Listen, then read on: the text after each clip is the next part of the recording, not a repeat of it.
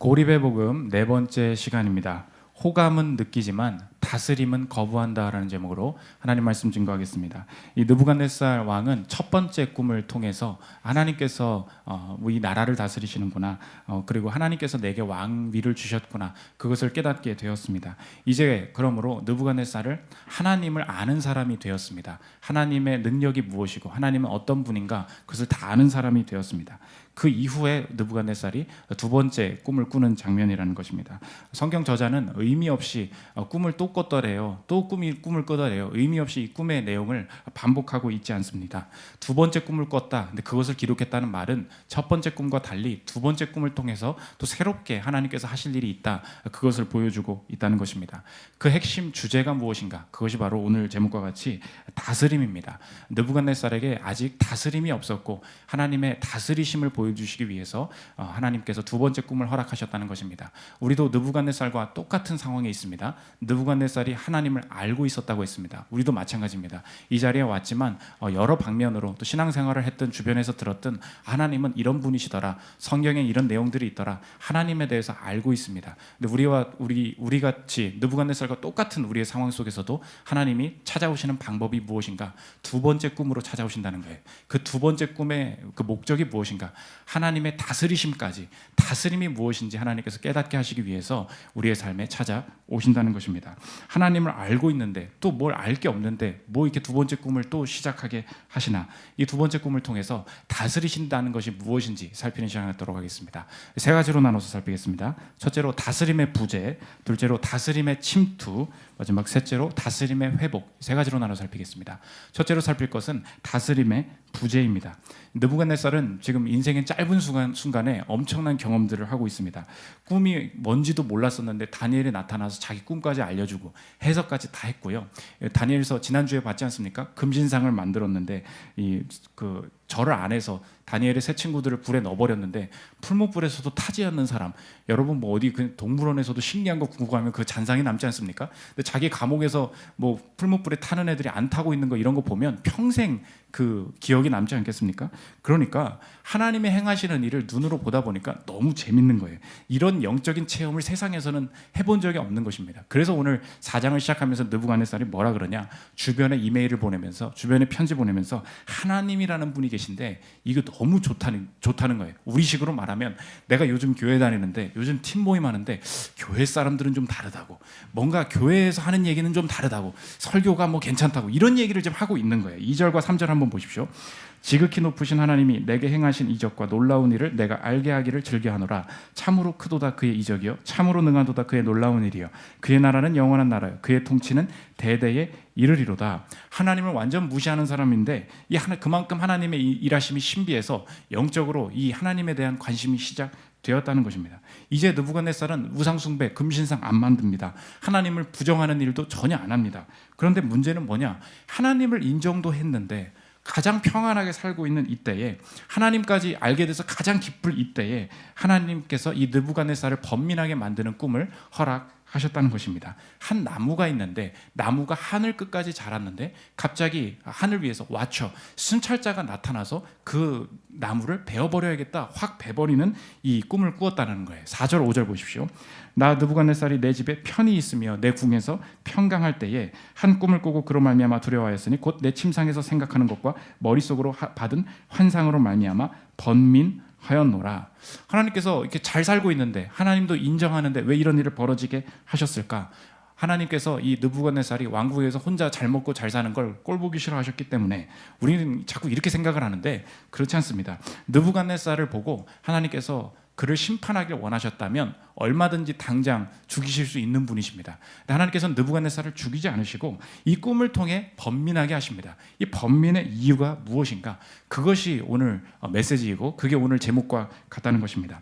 호감은 느끼지만 다스림은 거부한다. 이 느부갓네살이 이 상태에 있었다는 것입니다. 하나님에 대해서 호감은 느껴요. 굉장히 좋은 분이구나. 그런데 이 부재한 것이 있었습니다. 그게 무엇입니까? 하나님의 다스림, 다스리시는 것은 거부한다. 다스리는 게 뭔지 난 모른다. 이 상황에 있었다는 것입니다. 그러므로 우리가 하나님의 일하심에 대해서 좋게 생각하는 것, 하나님을 인정하는 것, 이런 것과는 전혀 별개로 사람이 인정하지 않는 게 뭐냐? 다스리는 것, 누가 나를 다스리려고 하는 것, 이것은 거부하는 상태에 있을 수 있다는 것입니다. 목사님, 다스림이라는 게 도대체 무엇입니까? 우리에게 이렇게 적용하면 됩니다. 다스림이라는 것은 이유가 하나님 때문인 것, 이게 다스림이에요. 우리가 어떤 행동을 할 때, 우리가 어떤 말을 할 때 그 행동을 왜 합니까? 그 결정을 왜 내렸습니까? 할 때 이유가 하나님인 것, 그게 하나님이 다스리신다는 뜻이에요. 다스림은 곧 이유랑 똑같습니다. 그래서 내가 어떤 다스림을 받고 있느냐, 그것은 당신의 그 행동의 이유가 무엇입니까? 물어보면 된다는 거예요. 거기에 왜 투자했습니까? 돈을 벌 것 같아서요. 돈이 다스리고 있는 거예요.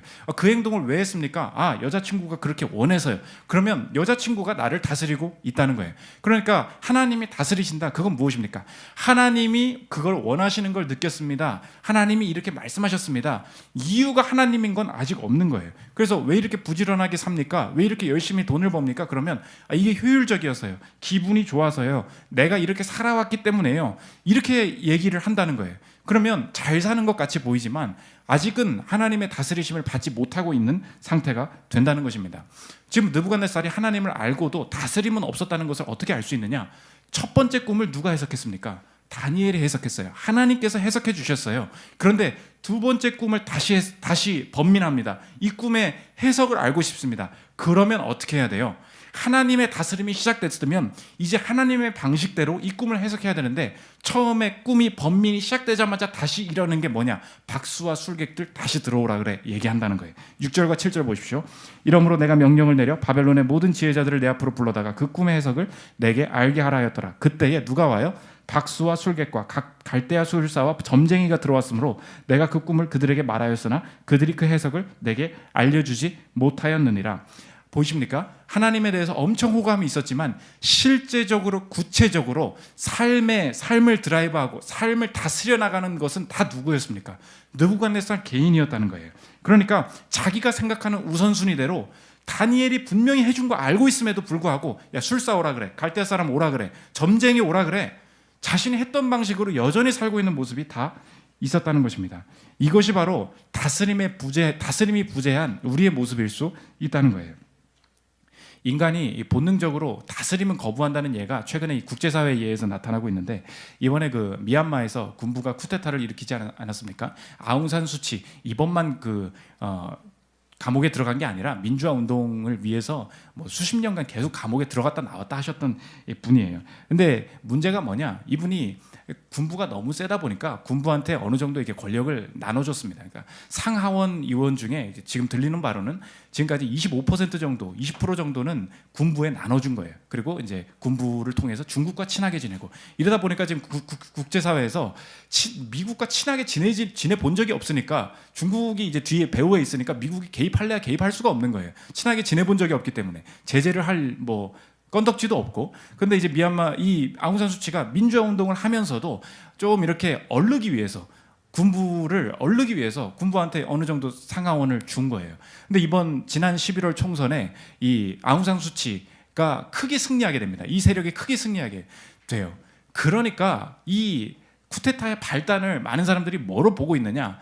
이 군부가 위협을 느낀 거죠. 이렇게 하다가는 아웅산 수치가 다 다스리게 돼버리겠다. 다 다스리게 되었다. 그러니까 다스림을 빼앗길 위기에 처하자 그냥 아예 역으로 그냥 쿠데타를 일으켜버린 거죠. 지금 사태를 보고 있는 분들의 공통적인 생각이 이렇습니다. 보십시오. 내가 잘해줘요. 그럼 군부가 어느 정도 아웅산 수치의 업적과 하는 일도 인정해줍니다. 근데 그걸 언제까지만 인정하냐? 내가 다스림을 받기 전까지라는 거예요. 언제나 사람은 그렇다는 것입니다. 저 사람이 이제 나를 다스리기 시작하고 저 사람이 내 무언가 주도권을 빼앗으려고 하는 그 순간에 엄청난 전에는 보이지 않았던 반발심과 이 쿠데타적인 이 반항심이 그 사람을 찍어 누르고 내가 다스릴 거야 말한다는 것입니다. 이 군부 독재를 보면서 느끼는 게 그거예요. 사람의 마음이 이렇다는 것입니다. 여러분도 군부 독재 나쁜 것이지 이렇게 얘기하지만 우리도 하나님 앞에서 마찬가지라는 거예요. 하나님 좋죠. 내가 하나님 사랑합니다. 내가 이런 일도 하죠. 팀 모임도 잘 나갑니다. 그렇지 않아요. 하나님이 어느 순간 설교를 듣다가 어떤 내가 다스리고 있는 영역 속에서 하나님이 크게 승리하시는 거예요. 하나님이 너무 치고 들어오시는 거예요. 그 순간 우리가 역으로 반발합니다. 거기까진 싫다고, 하나님이 틀리셨다고. 이 반발하는 모습을 우리가 볼 수 있다는 것입니다. 그러므로 이유가 하나님이 되지 않은 것, 우리의 삶도 아직 하나님의 다스림을 받지 못하고 있는 걸 수 있다. 느부갓네살의 모습이 우리의 모습이다. 성경이 보여주고 있다는 것입니다. 두 번째 살펴볼 것은 다스림의 침투입니다. 그럼 하나님께서 나를 다스리시기 위해서 어떻게 내 삶에 슬며시 들어오셔서 내 삶의 다스림을 침투시키시고 다스려가기 시작하시는가? 두 가지 방식을 오늘 본문이 보여주고 있습니다. 첫째로는 불편함이고 또 한 가지는 깨달음. 불편함과 깨달음으로 찾아오신다는 거예요. 첫째로는 불편하게 만드신다는 것입니다. 하나님의 찾아오심은 우리의 삶에 언제나 어떻게 느껴지는가? 불편함을 통해 찾아오신다는 거예요. 지금 느부갓네살이 평강하게 왕궁에서 거닐고 있을 때, 편안할 때 불편하게 꿈으로 찾아오셨다 이야기합니다. 4절 5절 다시 보십시오. 나 느부갓네살이 내 집에 편히 있으며 내 궁에서 평강할 때에 한 꿈을 꾸고 그로 말미암아 두려워하였으니 곧 내 침상에서 생각하는 것과 머릿속으로 받은 환상으로 말미암아 번민하였노라. 번민하였다, 이 원어로 보면, 이제 영어로 보면 알람이에요. 알람이 울렸다, 그런 뜻입니다. 그러니까 우리가 자다가 갑자기 알람이 울리면 뭐예요? 불편하죠. 왜 또 지금 벌써 알람이 울리냐, 그런 거 아닙니까? 성가셔서 건드리지 않으면, 성가셔서 끄지 않으면 도대체 이 생각 때문에 내가 잠을 잘 수 없는 그런 상황에 있었다. 하나님께서 평강하게 있는 느부갓네살을 불편하게 건드리기 시작하셨다, 그런 말이라는 것입니다.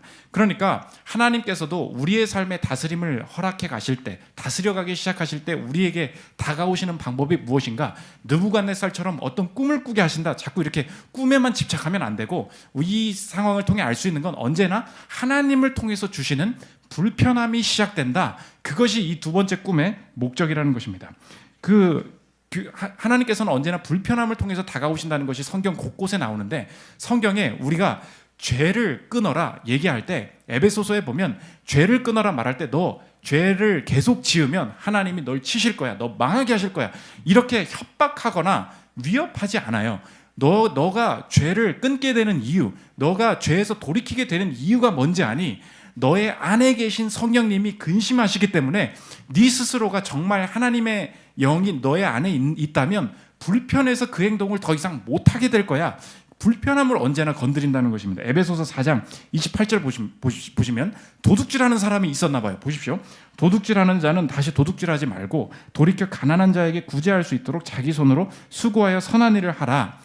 29절 더러운 말은 너희 입 밖에도 내지 말고 오직 덕을 세우는 데 소용되는 대로 선한 말을 하여 듣는 자들에게 은혜를 끼치게 하라. 욕 그만해. 너 이제 도둑질 그만해. 30절 보십시오. 그 이유가 위협이 아니라는 거예요. 하나님의 성령을 근심하게 하지 말라. 그 안에서 너희가 구원의 날까지 인치심을 받았느니라. 성령이 내 안에서 근심하고 계신다. 성령이 불편해하고 계시는 게 너의 몸에도 너의 영에도 느껴지기 시작할 것이다. 이게 변화의 시작이라는 것입니다. 저 여러분 삶에 계속해서 설교를 듣다 보면 내 행동이 안 변해요. 그리고 나도 그냥 그대로 살아요. 근데 어느 순간 내가 교회 밖에서 내가 가족을 대하고 사업체에서 일을 하는데 어느 순간 하나님, 지금 내 옆에 목사가 없다니까요. 내 옆에 믿는 사람이 없어요. 그런데 하나님께서, 성령께서 내 안에 들어오셔서 나를 내 안에서 해나가시는 일이 무엇인가? 너무 좋아하는 일이었어요. 너무 편한 일이었어요. 누구의 눈치도 안 보고 내 방에서 할 수 있는 일이었어요. 그런데 불편해지는 거예요. 이거 그만해야 되겠다는 생각이 드는 거예요. 누군가 원치 않으시는 일이라는 생각이 든다는 것입니다. 이 불편함 자체가 인도하심의 시작이라는 거예요. 지난주에 우리나라에 안타까운 일이 있었죠. 트랜스젠더라고 성전환 수술을 했던 그 한 남성분이 그 군대에서 자신을 인정하지 않으니까 전역을 했는데 이제 스스로가 목을 메어서 자살을 했지 않습니까? 저는 그 모습을 보고 굉장히 안타까웠습니다. 근데 제가 이 뉴스, 그러니까 솔직히 말하는 게 이 뉴스를 보기 전에 이 설교를 준비했거든요. 소개하려는 흑인 여성분이 있습니다. 제키 힐 펠이라는 여성분이 계신데 책이 있습니다. 게이걸 굿갓. G로 이제 라임을 넣은 거죠. 게이걸, 자기는 게이걸이었다는 거예요. 동성 연애를 하는 여자였고 굿갓, 선하신 하나님, 뭐 이런 책인데, 학대하는 아버지 밑에서 자랐던 여자입니다. 그러니까 남자는 언제나 여자를 학대하는 존재밖에 되지 못하는구나. 그러니까 아버지한테 오랜 상처를 입고 여자를 좋아하기 시작하고 여자와 이제 동거하는 이제 흑인 여성분이었습니다. 근데 이 여자분과 동거를 하고 있는데 TV를 보면서 그냥 오늘 뭐 하지 이렇게 생각을 하고 있는데 하나님이 불편하게 다가오시더라는 거예요. 그분의 책의 얘기입니다. 들어보십시오. 텔레비전 광고를 보는 사이사이에 여러 가지 잡다한 생각이 떠올랐다. 내가 내일 몇 시에 일하러 가야지? 여자친구에게 전화해서 태워달라고 해야겠군. 리모컨이 어딨지? 다른 채널에서 무슨 프로그램이 방송되고 있나 봐야겠어. 갑자기 머릿속에 생각이 팍 오더라는 거예요. 그녀는 너의 죽음을 초래할 거야. 그녀는 너를 죽일 거야. 그녀는 너의 죽음을 초래할 거야. 그 생각에 깜짝 놀랐다는 거예요. 이어서 들어보십시오. 그 순간 나는 유령을 보았거나 누가 내 등을 만지는 느낌이라도 든 것처럼 재빠르게 일어나 앉았다. 그 생각은 귀에 들리지는 않았지만 모든 것을 방해할 만큼 컸다. 내 안에서 오간 다른 모든 대화가 일제히 사라지고 마음이 돌덩이처럼 무거워졌다. 어디에서 그런 말이 들려왔는지 알기 어려웠다. 그 말의 출처를 도통 가늠할 수가 없었다. 그래서 이어서 추리를 해보는 거예요. 느부갓네살처럼. 이 생각이 도대체 뭔가? 이어서 들어보십시오. 마귀였나? 아니, 마귀였다고 확신하기는 어려워. 아마도 그것은 그저 내 자신이었는지는 몰라. 아니야, 그저 내 자신이었을 리는 없어. 하지만 내 안에서 들렸으니까 그것은 나여야 해. 그러나 나는 그런 생각을 하지 않았어. 그것은 그냥 떠올랐어. 어쩌면 그것은 하나님이셨는지도 몰라.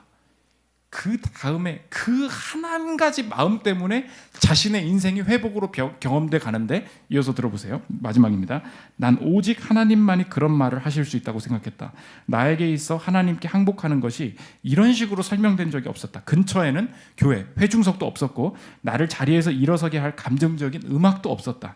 무선 마이크에 입을 대고 왼손으로 죄인을 가리키며 오라 외치는 설교자도 없었고 내 죄를 올려놓을 제단 앞으로 걸어나갈 복도도 없었다. 그런데 나와 내 방과 하나님, 그것이 전부였다. 하나님의 침투는 이런 것입니다. 사람이 여러분을 불편하게 할 수 있다고 생각하십니까? 결코 그렇지 않습니다. 누가 죽이는 세력인가? 저는 이 설교를 준비하고 나서 그 사람이 죽는데 누가 불편하게 만드시는 것은 언제나 살리시려는 것이구나. 그게 깨달아지더라고요. 나는 내 마음대로 할 거야. 날 내버려둬. 그 결국의 끝이 무엇인가? 죽게 만든다는. 꼭 특이한 게 그 옆에 서 있는 분이 있어요. 인권 담당하신. 그 사람 옆에 있는 사람 맨날 죽어. 이런 게 신기하지 않습니까? 뭔가 인권을 위해서 사랑해 주겠다, 노력해 주겠다 이렇게 하는데 그 사람 옆에 있는 사람 다 죽어요. 제주도에서도 자살했고요. 죽는다고. 영적인 전투가 있습니다. 사람을 살리는 영이 있고요. 사람을 죽이는 영이 있어요. 근데 하나님께서 우리를 왜 자꾸 하나님 앞에 나오게 하셔서 그 사람이 널 죽일 거야. 왜 이렇게 위협하시? 왜 하나님 날 건드시? 그렇지 않아요. 가면 죽는 걸 아시니까 그런 거예요. 갑자기 오셔서 막 불편하게 하십니다. 그만 가라고 하십니다. 더 이상은 안 된다고 하십니다. 그 짓은 그만해야 된다고 막 말씀을 막 소리치세요. 텔레비전을 보고 있는데 오신다고. 여러분이 텔레비전을 방 안에서 보고 있는데 여러분에게 침투할 수 있는 사람이 누가 있습니까? 이 세상엔 그런 존재가 없어요. 하나님은 여러분의 죄악 중에 찾아오셔서 나를 살리기 위해서 불편하게 만들어 가시기 시작한다는 것입니다. 설교를 들으면 그래서 제가 주변에서 듣는 게 맨날 하나님, 목사님은 제 얘기를 한다는 거예요. 맨날 목사님은 내 얘기를 한다는 거예요. 그런데 저는 여러 가지 얘기를 하거든요. 그런데 그 중에 하나는 꼭 걸리는 거예요. 제가 돈 얘기를 해요. 그럼 돈 얘기가 불편한 사람이 꼭 하나 있어요. 제가 여자 얘기를 해요. 그럼 여자 불편한 사람이 여기 없겠냐고 꼭 있단 말이에요. 저는 늘 같은 얘기를 하는데 여러분은 그 중에 하나에 다 불편하지 않습니까? 그게 하나님께서 살리시기 위한 터치일 수 있다는 것입니다. 그러므로 저 여러분의 불편한 곳에 나의 죄와 나의 이 미얀마의 군부 독재 같은 이 저항심이 있음을 기억하시기 바랍니다. 이게 바로 하나님이 다스리신다는 증거예요. 불편하게 느껴지시는 분이 있습니까? 하나님이 내 안에 살아계시다는 증거예요. 내 내면에 성령께서 함께하고 계시다는 증거입니다. 마음껏 돈을 쌓아보십시오. 마음껏 여행 다녀보십시오. 마음껏 술을 마시고 음란하게 살아보십시오. 불편해서 못 견딜 거예요. 기도 안 하고 한번 살아보세요. 어느 순간요, 기도를 안 하고는 못 배겨요. 어느 순간요, 말씀을 안 보고 내가 하나님 앞에 엎드리지 안 보고는 못 버티게 된다고요. 그 영적인 실존을 깨닫게 됩니다. 왜 그런지 아십니까? 하나님 앞에 서지 못한 불편함이 인생에서 가장 크기 때문에 그래요. 근데 우리가 명절에 어른한테 인사 안 드리면 막 불편해지죠. 결혼식에 축의금 안 하면 불편해지죠. 그런 불편함들을 우리가 해결해야 속이 시원하지 않습니까? 인생에서 가장 큰 불편함이 뭔지 아세요? 하나님과의 관계가 회복되지 않았다는 불편함, 하나님과 친밀하지 않다는 불편함, 이게 인생의 유일한 갈망이에요. 그 불편함을 해결해야 우리의 인생에 병이 들었건 돈이 없건 참된 평안이 시작될 수 있다는 것입니다. 오늘 불편함으로 다가오시는 성령의 인도하심을 사모하십시오. 받아들이십시오. 하나님께서 분명히 사는 길로 우리를 연결해 가실 거라는 거예요. 두 번째 살필 것은 깨닫게 하신다는 것입니다. 오늘 느부갓네살이 이 말을 듣고 너 망할 수 있다. 이 나무는 느부갓네살 당신입니다. 정중하게 느부갓네살한테 이야기를 합니다. 그런데 느부갓네살이 꿈을 듣고도 나 자신의 마음을 낮추지 않고 12개월, 1년 동안 아무 짓도 하지 않았어요. 그런데 그 느부갓네살이 아시죠? 그 Hanging Gardens of Babylon, 그 세계 7대 불가사의 중에 하나죠. 공중정원. 지구라트에 공중정원이 있습니다.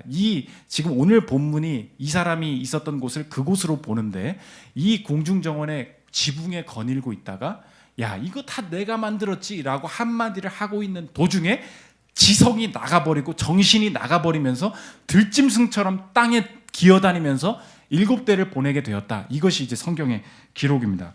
그 29절부터 한번 보십시오. 12달이 지난 후에 꿈을 해석한 이후에 12달 동안 아무 짓도 하고 있지 않았다는 거예요. 내가 바벨론 왕궁 지붕에서 거닐세 나 왕이 말하여 이르되 이 큰 바벨론은 내가 능력과 권세로 건설하여 나의 도성으로 삼고 이것으로 내 위엄의 영광을 나타낸 것이 아니냐 하였더니 이 말이 아직도 나 왕의 입에 있을 때에 하늘에서 소리가 내려 이르되 느부갓네살 왕아 내게 말하노니 나라의 왕위가 내게서 떠났느니라. 이 소리를 어디서 들었냐? 29절 보면 바벨론 왕궁 지붕에서 여러분 그냥 상식적으로 생각해 보세요. 지붕을 왜 올라가? 그렇지 않아요? 여러분 지붕에서 왜 다녀요? 땅 왕 위에서 가요. 이게 도대체 무슨 말이냐?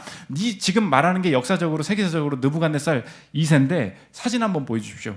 이 7대 불가사의 중에 하나잖아요. 그 지구라트라는 신전의 맨 꼭대기에 이렇게 위까지 물이 흐르게 만들어 놓은, 그래서 실제로 떠 있는 게 아니라 떠 있는 것처럼 보이는 공중 정원이에요. 행잉 가든스라고 부르는데 이 위에 아마 맨 꼭대기에서 지나다니고 있었을 것이다. 성경 학자들이 이렇게 추측을 합니다. 그 맨 꼭대기에서 이거 누가 만들었냐? 내가 다 만든 거 아니냐? 말을 하고 있는데 하늘에서 소리가 들려서 내 왕위가 내게서 떠났느니라. 이성이 사라지면서 들짐승처럼 풀을 먹고 지내면서 이 느부갓네살이 무너졌다 얘기하고 있습니다.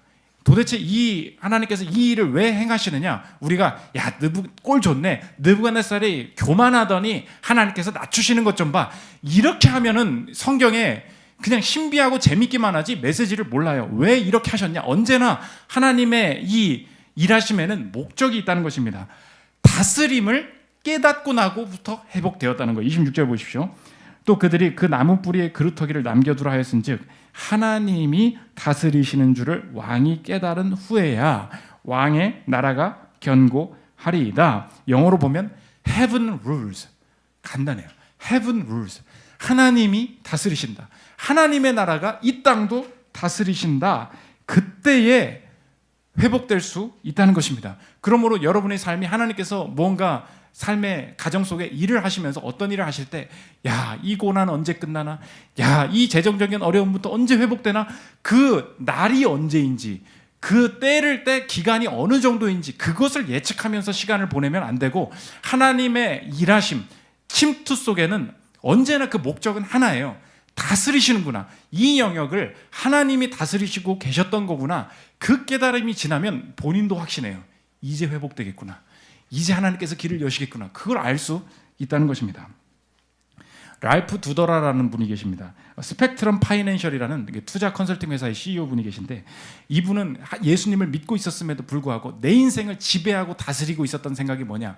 나는 돈 버는 사람 될 거다. 무조건 부자 될 거다. 그래서 돈 버는 책만 보고 요즘 나오는 돈의 속성 이런 거 다 읽어보고 부자 되는 비결만 계속해서 찾아다녔습니다. 그렇게 사는데 1987년 10월 19일 아십니까? 이날이 언젠지 뉴욕의 그 블랙 먼데이라고 여기서부터 이 블랙 먼데이라는 말이 나왔는데 미국의 증시가 22%가 전체 지수가 빠진 거예요.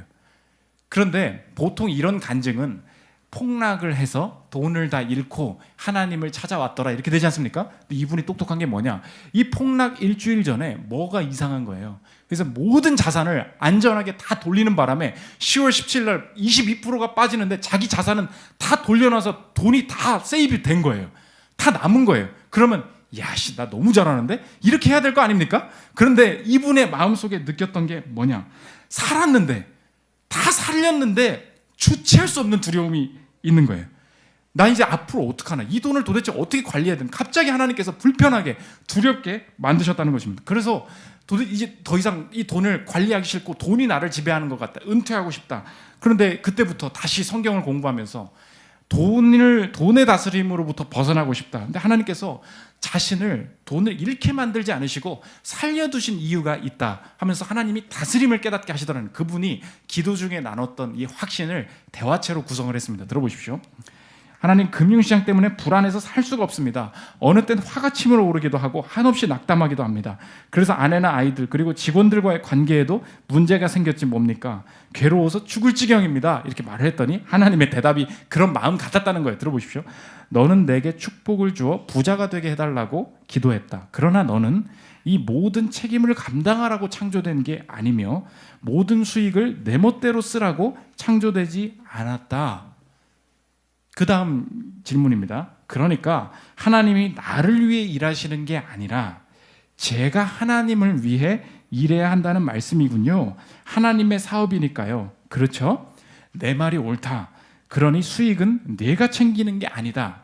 그것은 내 것이다. 그렇다면 주님은 제 돈을 그들에게 나눠주고 싶으시다는 말씀이신가요? 아니다. 네 물질이 아니라 내 물질을 그들에게 주고 싶은 것이다. 이게 바뀌었다는 거예요. 하나님의 것이구나. 그런데 제가 이 사업을 계속하면 스트레스를 감당할 수 있을까요? 이놈의 스트레스 때문에 더 이상 일을 할 수가 없습니다. 마지막 대답이에요. 내가 가져가겠다. 너의 사업이 아니니 너는 평안을 누릴 것이다. 이게 다스림의 결론이라는 것입니다. 하나님께서 여러분을 다스리실 때 주시는 복이 무엇인지 아십니까?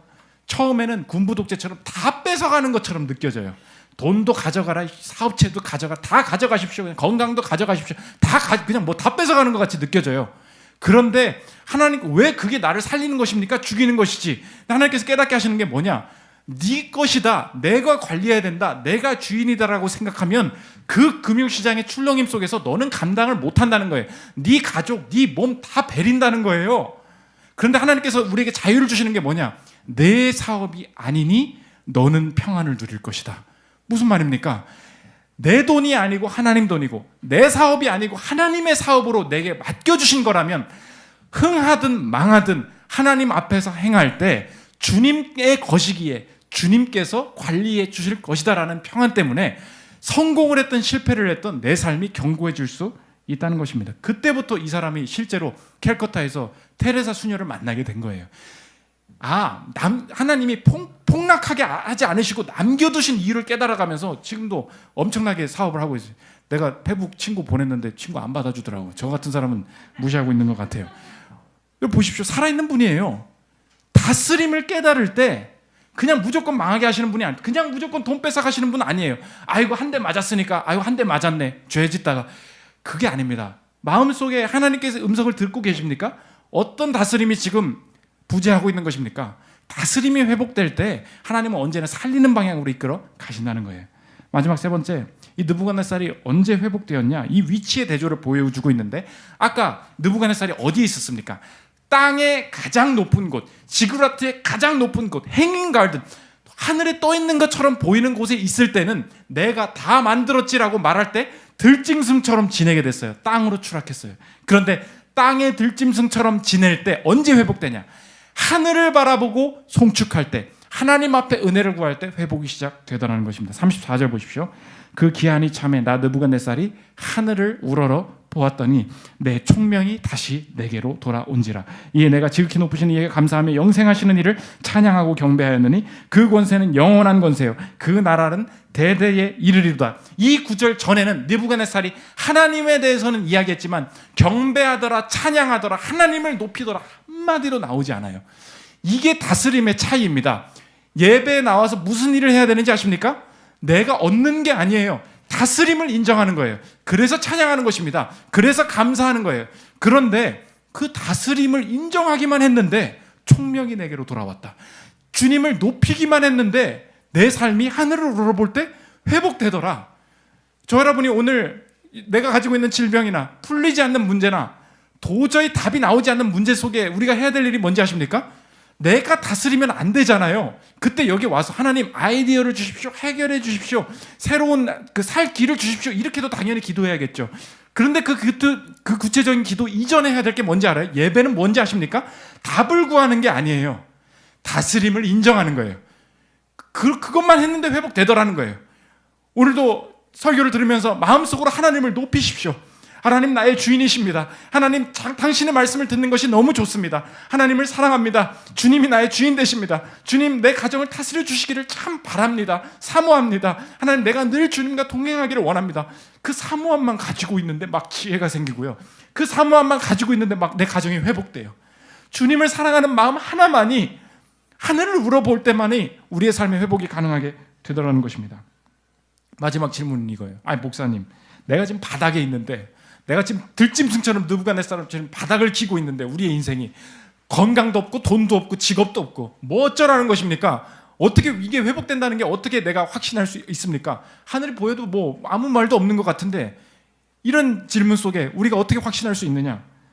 하늘을 바라보면서 권세를 얻으신 그 능력이 내 것이 되었다. 성경은 그것을 말하고 있습니다. 이 느부갓네살이 하늘을 우러보았는데 하늘을 우러러 볼 때마다 권세를 힘입어서 능력 있게 일을 행하신 분이 계세요. 이 땅에 예수님이 오셔서 능력을 행하실 때마다 하셨던 일이 무엇인가? 하늘을 우러러 보시고 그 권세를 얻으셨다는 거예요. 마가복음 6장 41절 오병이어입니다. 예수께서 떡 5개와 물고기 2마리를 가지사 뭐예요? 하늘을 우러러 축사하시고 떡을 떼어 제자들에게 주어 사람들에게 나누어 주게 하시고 또 물고기 2마리도 모든 사람에게 나누시매 하늘을 우러르면 권세를 얻는 자, 하나님 앞에 순종하는 자, 그 아들의 권세가 그를 행하셨다는 것입니다. 마가복음 7장 34절 귀먹고 말 더듬는 자가 왔어요. 그런데 하늘을 우러러 들어보십시오. 하늘을 우러러 탄식하시며 그에게 이르시되 에바다 하시니 이는 열리라는 뜻이라. 열려라 말하면 언제든지 열리는 그의 권세가 예수의 권세였다는 것입니다. 그런데 이 하늘을 여는 권세를 가지신 분이 우리를 대신해서 십자가에 못 박히실 때 경험하셨던 것이 무엇이냐? 하늘을 우러러 보면 하늘이 열렸어야 됐어요. 그런데 이 십자가에서 감당하셨던 것이 무엇인가? 죄인이 당해야 될 운명, 하나님과의 관계가 화평치 못한 자, 하나님과 친밀하지 않은 자가 인생의 평생에 겪어야 될 운명이 무엇인가? 하늘을 우러러봐도 답이, 문이 열리지 않는 그 운명을 우리 대신 감당하셨다는 것입니다. 요한복음 19장 30절 보십시오. 예수께서 신포도주를 받으신 후에 이르시되 다 이루었다 하시고 하늘을 우러렀다면서, 근데 이게 뭡니까? 머리를 숙이니 영혼이 떠나 가시니라. 하늘을 우러러 보시던 분이 왜 고개를 숙이십니까? 하나님을 바라보지 않았던 자의 결과가 이거라는 거예요.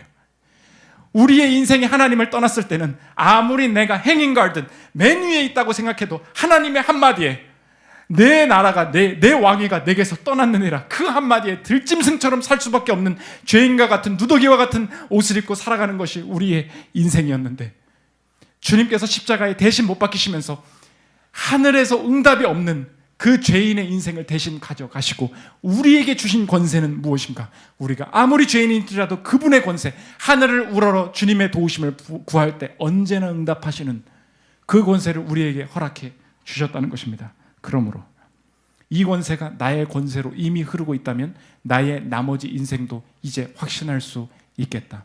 주님께서 내 삶에 느부갓네살과 같이 내가 왜 2번 하나님을 이미 알고 있다니까요? 내가 하나님을 사랑한다니까요? 다 예배를 드리고 있는데 2번째 꿈과 같은 번민을 허락하게 하실 때가 있다. 인생의 재정으로, 내 몸으로, 내 가정적인 문제로, 사업적인 문제로 나를 도저히 내가 불편하게 만들게 하실 때가 있다. 그때마다 생각하겠다.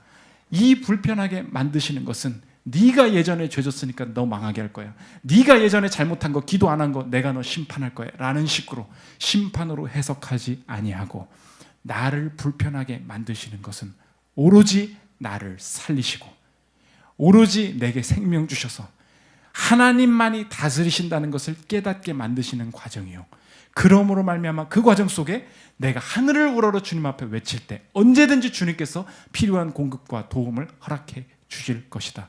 이것은 내 죄값을 갚는 여정이 아니요, 내 죄를 대신 지시고 십자가에 못 박히신 예수 그리스도께서 나와 함께 하시기에 느부갓네살과 같이 하나님은 이미 알고 있지만 주님께서 다스리시는 데까지 내 삶을 성화의 과정으로 나아가는 평생의 과정임을 확신할 수 있겠다. 내 삶에 이 확신이 가능하게 된다는 것입니다. 하나님을 향한 호감을 넘어서서 평생의 다스림을 경험하는 여러분들 되시기를 기도합니다. 우리 주께서 다스리는 찬양하고 기도하는 시간 갖도록 하겠습니다.